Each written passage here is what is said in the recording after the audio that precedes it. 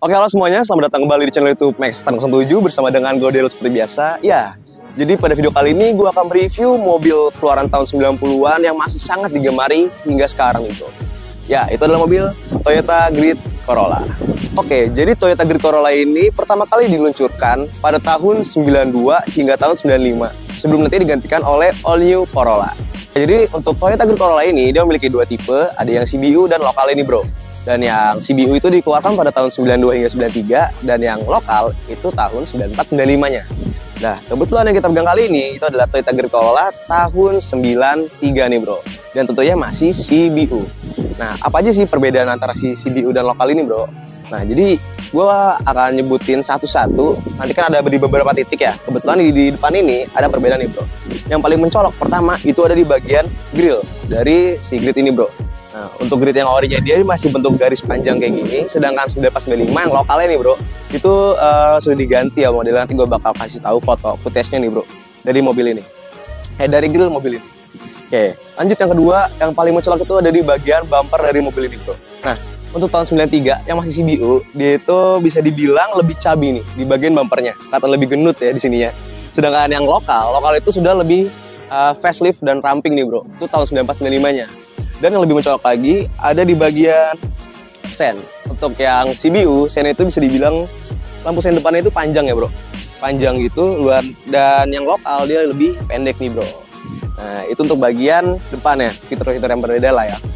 Nah itu adalah pembeda dari CBU dan lokal bro. Nah kalau kita lihat dari depan nih, lampunya dia ini kesannya emang kotak ya, kotak besar gitu lah. Namanya juga mobil zaman dulu kan lebih yang mengkotak-kotak gini. Tapi menurut gua walaupun dia bentuknya kotak kayak gini, tetap memberikan kesan stylish bro untuk mobil ini. Tuh, oke, jadi itu untuk bagian depan dari mobil ini bro. Kita bakal cek di bagian samping dari mobil ini. Let's go.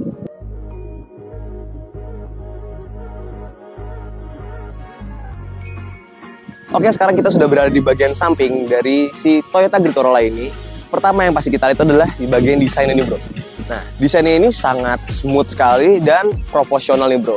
Seakan-akan mobil ini tuh dirancang untuk mengutamakan kenyamanan dari si konsumennya itu bro. Dan menurut gua kenyamanan ini benar-benar bagus banget sih bro. Nyaman banget, enak banget. Nanti gua bakal jelasin di bagian pas kita test ride mobil ini bro. Oke, nah kalau kita bagian samping mobil ini CBU-nya itu dia sudah dilengkapi dengan list chrome nih bro. List chrome panjang sampai ke belakang, di bawahnya juga ada list chrome lagi nih bro. Ini ada tuh yang CBU nih bro. Dan bodinya kita lihat ukurannya itu bener-bener sporty banget bro, sangat-sangat sporty ya. Makanya mobil ini tuh masih sangat digemari sama orang-orang nih bro. Ini ada part yang gue ganti, itu ada di bagian velgnya bro, kita bisa lihat. Velgnya udah diganti pakai NK dan ukuran ban lebih digedein lagi. Dan shock sudah dipotong nih bro, biar rada-rada sedan-sedan JDM gitu lah. Oke, itu untuk bagian samping dari mobil ini. Kita pindah ke bagian belakang.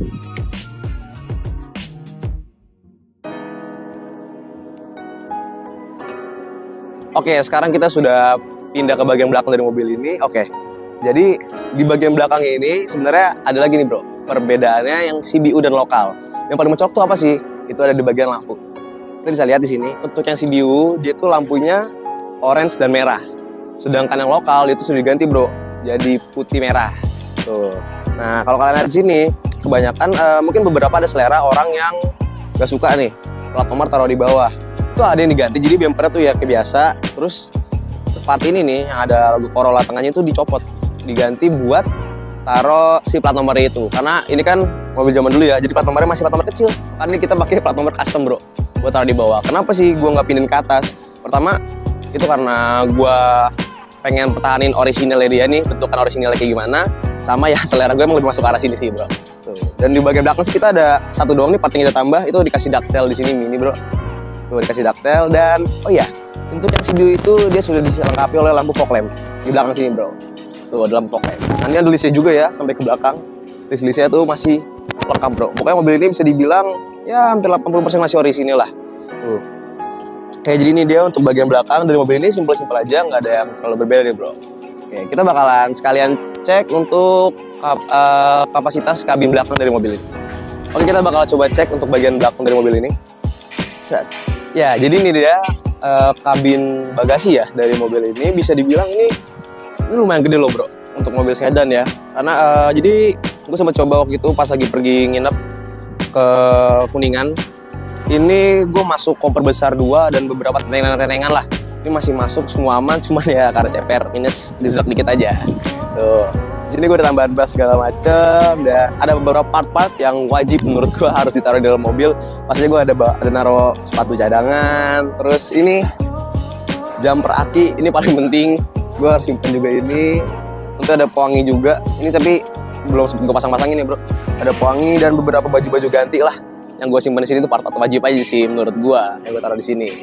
Oke, jadi ini dia untuk bagian bagasi dari mobil ini. Kita akan langsung cek aja ke bagian interior dalam dari mobil ini. Oke, tapi sebelum kita masuk ke bagian interior mobil, gue mau jualan dulu nih bro. Jadi hari ini gue pakai baju, ini adalah baju brand bikinan gue sendiri. Jadi kalau misalkan kalian tertarik nih dengan model baju ini cuttingan boxy, cotton combat 20S. Lihat aja di IG-nya mxt.cloth. Kalau lebih lengkapnya kalian bisa lihat di description box. Oke, langsung aja kita masuk ke interior. Oke semuanya, sekarang kita sudah masuk ke bagian kabin interior dari mobil ini. Nah sebelumnya ini buat teman-teman mungkin yang pernah punya atau pernah nyoba ini Toyota Twin Cam. Nah pasti kalian bakal ngerasain beda banget pas masuk ke kabin dari si Gritola ini bro. Kenapa gue bilang kayak gitu? Ya namanya juga Twin Cam ya, kan dulu dia dashboard tuh lebih yang kayak otak, basic, lebih flat lah. Kalau misalkan kalian masuk nih ke Gritola, kalian bakal ngerasain kayak futuristik banget bro. Karena bener-bener emang beda banget ya pas kita coba di Twin Cam sama di Gritola ini. Dalamnya itu bener-bener beda, karena kalau di Gritola ini tuh dia lebih kayak apa ya, bisa dibilang tuh lebih banyak lekukan ini deh dashboard, dan tentunya lebih lengkap sih untuk di bagian dalamnya nih dibandingkan Twin Cam tuh. Dan ya di sini ada fitur pembeda juga dari yang CBU dan lokal, itu ada di bagian retrack-nya nih bro. Nah, jadi di tahun 94-95 itu retrack-nya sudah dihilangin, sudah di tahun CBU ini 92-93 itu masih ada bro. Cuman ini dia nih salah satu penyakit dari si Corolla itu bro. Corolla ini bro. Nah di retrack-nya ini emang katanya sering rusak nih bro. Itu jadi sempat ini sih rusak nih yang sebelah kanan, sebelah kirinya masih nyala kalau sampai sekarang. Gue nanya dong ke forum-forum di Corolla kayak, Om ini gimana ya tempat buat benerin retrack Corolla? Terus pada bilang kayak, ngapain dibenerin, kan juga rusak lagi kan. Kayak oh ya udahlah, orang yang sepuh-sepuh pada ngomong gitu kan, ya udah gue ikutan aja, kayak udah deh giniin aja kalau begitu. Sampai sekarang sih masih nyala nih sebelah kiri, sebelah kanan doang gue bilangnya.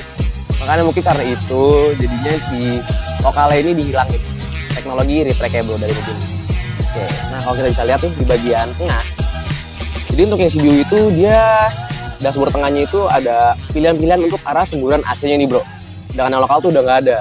Tuh. Dan kalau kalian tengah di sini, oke kita lihat bagian tengah itu ada di buat tipnya nih bro. Nah tapi di luar itu ada yang jual di all shop. Jadi tuh part-part terpisah lah untuk tambahan grid Corolla ini bro. Jadi kayak ada semacam full box gitu. Itu ada bisa buat taruh koin dan lain-lain ya bro. Itu taruh di sini nih. Nah itu customan lagi bro, tambahan lagi, cuma ada di luar. Tuh. Nah, kebetulan yang gue pegang kali ini memiliki transmisi otomatis ya bro. Tuh, bro. Sini ada kayak laci-laci lagi ya, laci penyimpanan biasa lah ya. Ini ada 2 yang di dalam sama di atas, dan di sini ada laci dashboard biasa nih, rapat lengkap lah ya, kayak kanebo atau semua segala macem. Mana juga mobil zaman dulu kan, sedan jadul lah. Jadi belum terlalu banyak lah bro. Dan ya kekurangan mobil zaman dulu itu bisa dibilang ada cup holder.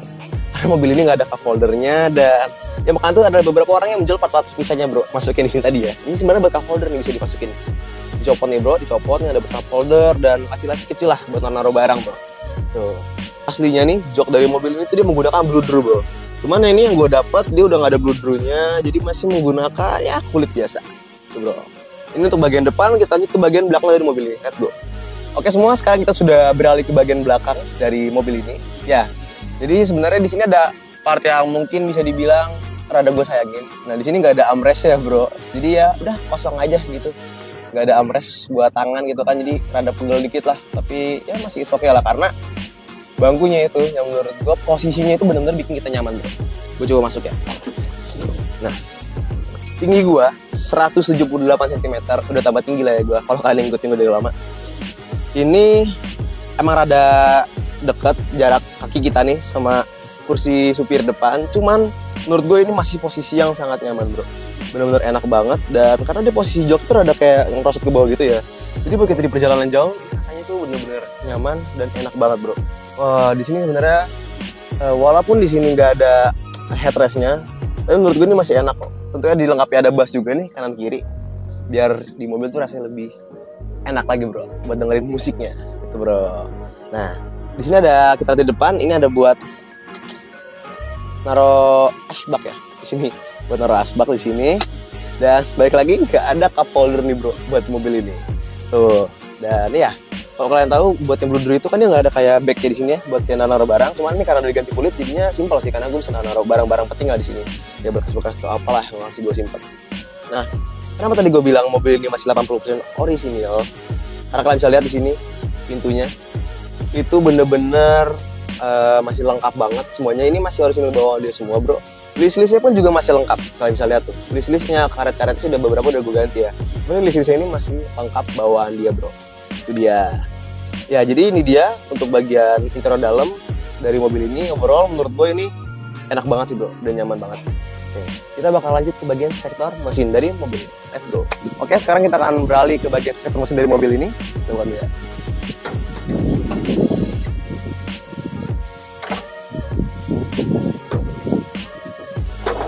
Nah, oke bro, jadi ini dia bagian mesin dari si Grid Corolla ini. Dia memiliki 1600 cc dan 114 horsepower nih bro. Yang kebetulan yang gue pegang kali ini 93, dia sudah injek ya bro. Jadi sudah DOHC bro. Yang sebelumnya kan SOHC kan. Nah, apa sih part yang gue ganti di sini? Di sini gue cuma ganti di filternya doang nih bro. Ini filternya gue ganti jadi yang ya pakai yang model racing aja ya, gaya-gayaan aja bro. Kalau mah standar semua. Karena kan emang mobil tua, gue sukanya standar-standar nih bro. Tuh, di sini kalau lihat ada yang kosong nih, bukan buat naruh turbo bro. Ini buat apa namanya? Yang buat nyimpan air wiper ya, air wiper itu bocor, jadi gue copot taruh belakang. Nah, jadi Grid Corolla ini dia ada beberapa tipe-tipenya nih bro yang dikeluarkan. Yaitu ada tipe tertinggi SEG 1600 yang gue pegang kali ini ya. Ini SEG 1600. Di bawahnya ada 1.6 SE, ada lagi 1.3 SE, dan yang paling bawah 1.3 XLE. Tuh bro. Nah, apa aja sih perbedaan-perbedaan ya? Ya rata-rata mungkin dari kapasitas mesinnya dan beberapa fitur-fitur nih bro dari mobil ini. Nah, dari beberapa tipe itu sebenarnya yang menurut gue paling mencolok itu ada di 1300 XLE yang paling bawah nih bro. Nah, jadi ya XLE ini dia tidak dilengkapi oleh transmisi otomatis, jadi cuman pakai transmisi manual aja nih bro, otomatisnya nggak ada. Makanya harganya bisa dibilang lebih terjangkau lagi bro. Tuh. Nah, gue tutup lagi ya. Mengenai konsumsi bahan bakar dari mobil ini, bisa dibilang mobil ini cukup irit banget bro. Kalau mobil zaman sekarang ibarat itu setara sama Jazz, Yaris lah bro. Ya jadi bisa dibilang mobil ini tuh cukup irit ya bro. Bahkan ya lumayan irit lah ya. Cuman ini gue rada sedikit boros karena kan emang gue ganti knalpot ya bro. Jadi knalpot racing, makanya ya pembakarannya agak lebih besar bro dari mobil ini. Ya jadi mengenai harga dari mobil ini, menurut gue ini mobil tuh sebenarnya harganya lagi naik terus ya bro, lagi ya walaupun dikit-dikit tapi masih bisa dibilang ini naik terus bro. Kenapa gue bilang Matic? Padahal kan kayak anak muda kan biasanya kan makainya yang kopling gitu kan, yang banyak racing-racingan lah. Kenapa gue ngambil yang Matic? Itu pertama karena gue sempet kayak baca-baca artikel-artikel dan gue lihat memang Grid Corolla ini ya versi Maticnya itu kurang laku pada masanya. Lebih laku sih manual itu bro ya, karena tahun 90 kan lagi masa-masa bintang yang mobil sedan ya. Jadi kayak manual itu emang bener kepake banget bro zaman dulu buat ya lu balap apalah semua segala macem kan. Dan gue lihat memang si Grid Corolla Matic ini bisa dibilang sangat-sangat jarang nih bro. Mungkin kalau kalian lihat di shop nih, tempat-tempat jualan-jualan mobil bekas, mobil tua ini, pasti harga Maticnya itu bisa dibilang melampaui harga-harga manual ini bro. Mau yang bahan ataupun yang sudah jadi nih bro. Seperti yang ini misalkan, ini gue tuh ngambil bahanan. Ini bahanan tuh harga pasarannya itu di angka 50-60an. Dan yang udah jadi itu bisa menyentuh ke angka 70 sampai 80-an bro. Itu untuk yang Matic dari mobil ini. Tuh bro.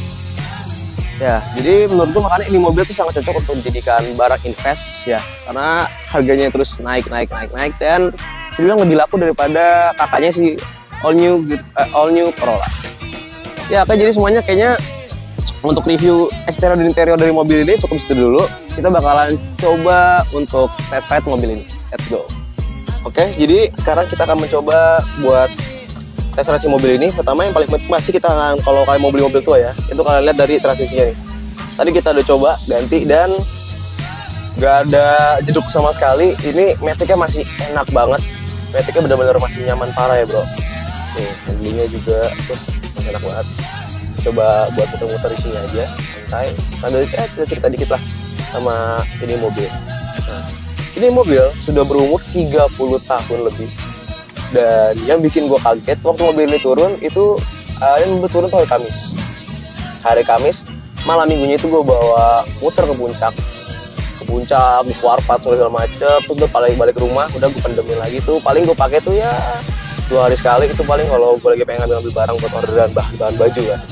Terus minggu depannya lagi itu langsung dibawa sama keluarga gue. Terus keluarga gue berempat itu pulang kampung ke Kuningan Cirebon kalau kalian tahu. Itu gue bawa Kuningan Cirebon ya kurang lebih sekitar 700 km. Iya 700 km atau 600 km gue lupa. Nanti cross check totalnya guys. Dan mobil ini gak ada masalah sama sekali. Temperaturnya aman, air radiator gue cek juga masih aman, cuman ya kurang dikit doang. Ini mobil bener-bener menurut gue goy banget sih. Dan gue tanya sama owner sebelumnya kayak, Mas ini mobil apa aja diganti ya? Kayak nggak ada yang saya ganti sih, cuma perawatan rutin, terus kayak ya tune up, servis besar gitu kan segala macam. Dan itu dia makanya menurut gue kayak kejawab juga nih, kayak rahasia mobil aman, nyaman dan enak itu balik lagi dari kitanya bro. Kalau kita bisa ngerawat mobilnya, pasti mobil ini bakal bertahan sampai umur sekarang. Udah kepala 3 nih bro ini mobil. Kan banyak orang kayak mobil tua itu masih banyak masalah apa segala macem. Cuma ya gue kagetnya nih pas gue bawa mobil ini nggak ada masalah sama sekali. Bahkan pas gue kayak lagi nongkrong sama teman-teman gue gitu kan, gue ke Blok M kayak gue tarik di mobil kan, gue sampai kaget kayak iya gue lagi bawa mobil tua bukan mobil muda. Tapi ini mobil nggak nunjukin performa yang menurun atau apa gitu menurut gue loh. Kayak dia nggak ngeden atau gimana kan. Pas gue bawa kayak ya udah dia masih jos terus. Tapi gue yang udah takut buat ngebawa lebihnya lagi karena gue mikirin ini mobil tua kan. Cuma selama gue narikin mobil nggak ada sih gue ketemu hal-hal yang kayak tiba-tiba masalah apa gitu kan di temperatur atau listrik atau gimana. Berarti itu tuh nggak ada tuh. Di mobil masih bener prima parah sih menurut gue. Balik lagi ke kitanya ya. Kalau kita bisa ngerawat barang, pasti barang itu bakalan bertahan lama lah bro, lebih awet lagi. Tuh. Oke bro, jadi buat video gue sampai sini dulu aja. Kalau kalian suka dengan video ini, jangan lupa diklik tombol like-nya, komen, dan subscribe. Dan nantikan terus channel YouTube Maxstan 07 selanjutnya. Kalau misalkan ada saran-saran atau apa, atau nostalgia, kalian boleh komen-komen aja bro di channel gue. Bye-bye, see you next time bro.